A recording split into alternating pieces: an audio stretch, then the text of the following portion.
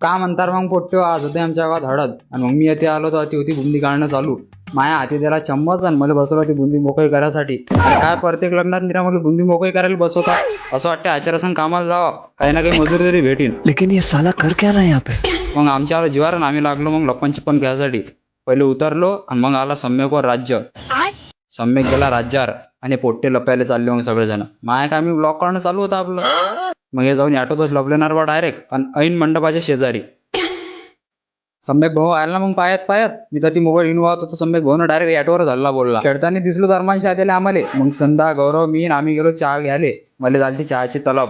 गौरव म्हणे चला बाहेरच बसू मग आपण, अंदर गरमी उरायली. मग गौरवने मी घेतला चहा, संधाने घेतली स्प्राईट. तिकडे जराशा गोष्टी केल्या आणि घरी आलो तर मग आयुष्यात डीजे वाजवत जात जाय. डीजे वाला बाबू झालतात त्या दिवशी.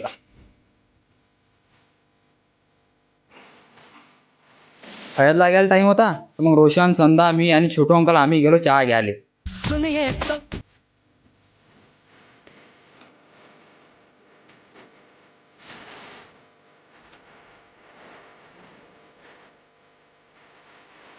चहा वगैरे घेतला मग आलो घरी वापस. हळद लागली होती आणि डान्स चालू होता. मग रात्री 2:30 वाजता गेलो घरी आणि घरी गेल्यावर मग म्हटलं चला दादा बाहेरून येऊ हलका होऊन. सिस्टम पार देंगे. चला रे बा पोट्टे, मग भेटू पुढच्या ब्लॉग मध्ये.